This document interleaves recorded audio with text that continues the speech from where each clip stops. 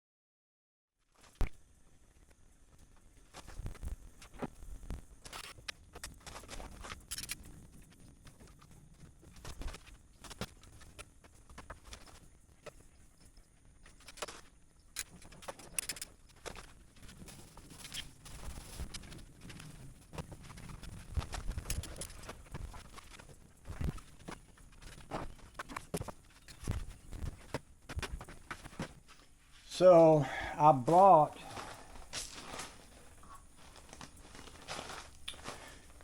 this Loctite power grab glue.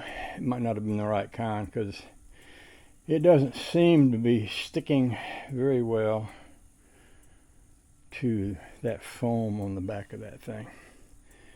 So I think what I'm going to do is let it sit and dry.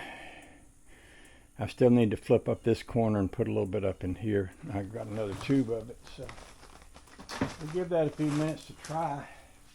The way that stuff is supposed to work, and we've used that when we did the house up in Maine, when we stuck the ceiling tiles up, we used that, and it worked really well for that. But it might not work well for this, so I guess the best way to find out is to give it a little time, and then see if it sticks if I let it sit for a little while. Hope for the best. If not, I guess we'll be going back to the store to get some more glue. My dad used to use, what do they call that stuff?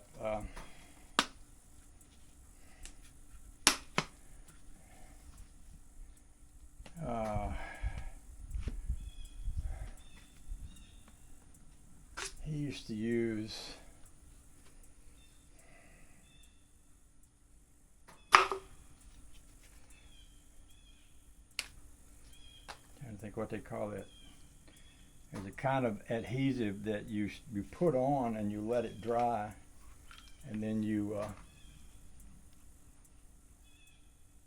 stick it together. I can't think of the name of it right now. might need to wind up getting some of that if this doesn't work, but we'll know in a little bit. We'll try it. We'll give it some time to harden up a bit, and we'll see.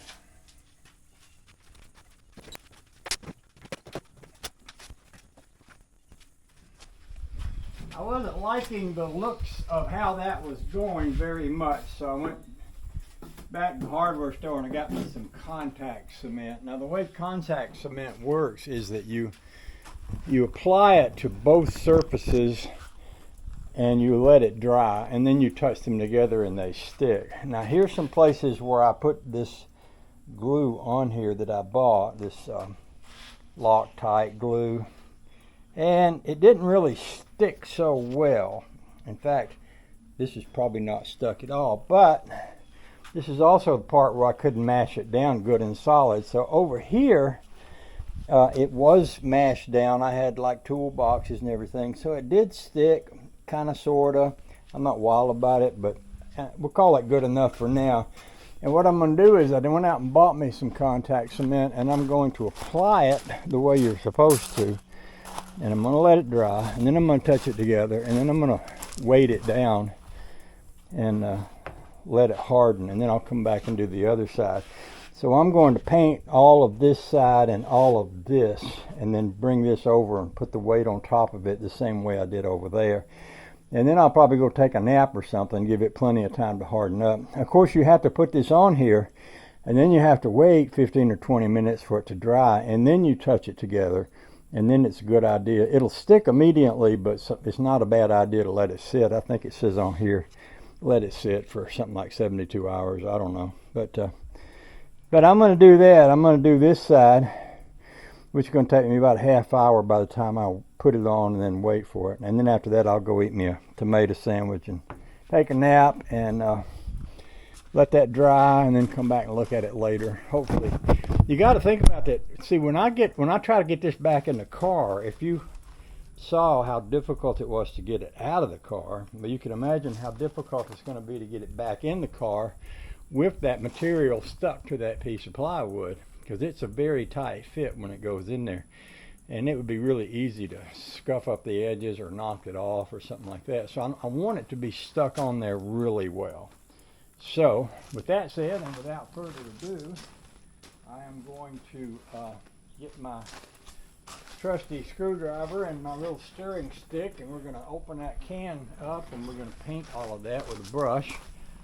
And then I'm going to go find something to occupy myself while that dries. And then I'll come back and stick it together and weight it down. And then I'll leave it again to dry some more. And this is what that looks like.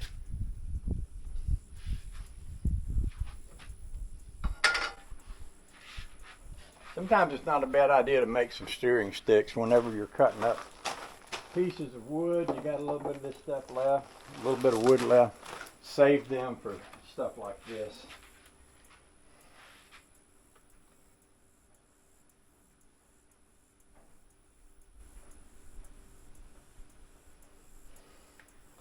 It's not a bad idea to have yourself a fun song to sing while you're waiting for that to dry. I'm going to spill a little bit on the edges of the can probably too.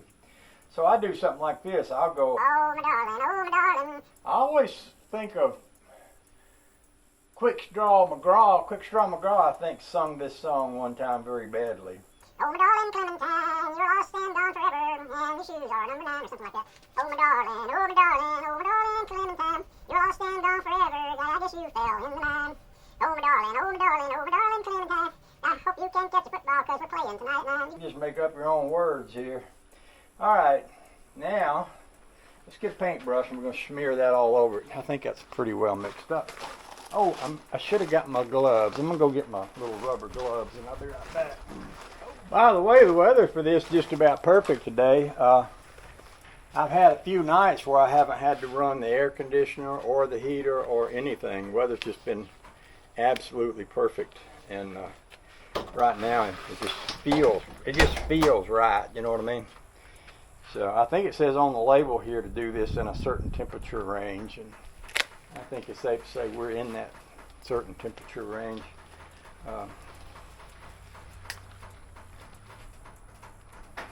hear a vehicle coming. It's coming around the bend. I ain't seen no traffic down here since I don't know when.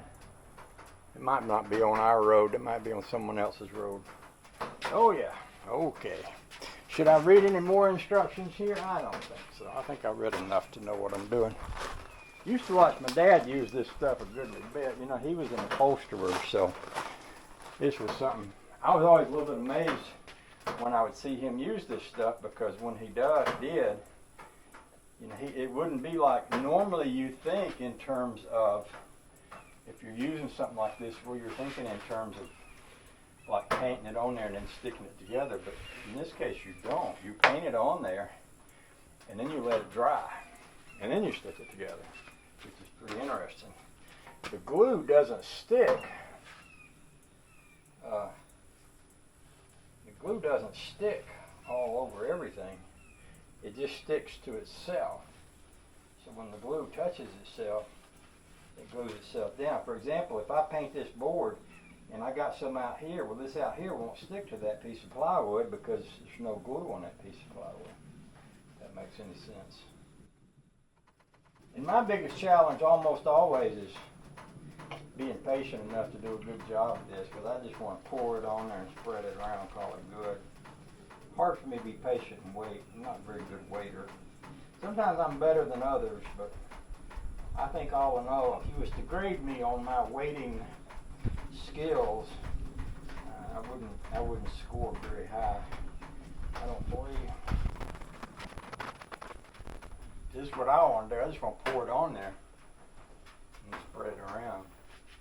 I always get in a big hurry and make a mess. Dang. I'm not the neatest boy on the playground. That's all I can say about that. Sounds like there's a truck coming out of my neighbor's road over there. My neighbor's got a long driveway that runs back through the woods, and lots of times I can hear vehicles going up and down this driveway over there. Could have been a mail truck, could have been a UPS truck, something like that. I didn't really see it good. I think pouring it on there wasn't a good idea because it's soaked into the material.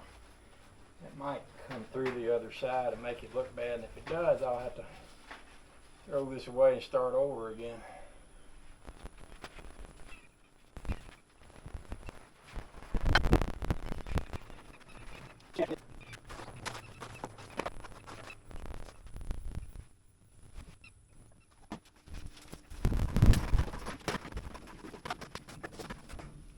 Alrighty, so I'm gonna go eat my tomato sandwich and take a nap, and then we'll come down here, see what the results look like in a bit. Thank y'all, appreciate you hanging out with me. I know it ain't easy, but you guys are brave and strong, and by golly, I don't think it would work with anybody else, so appreciate you.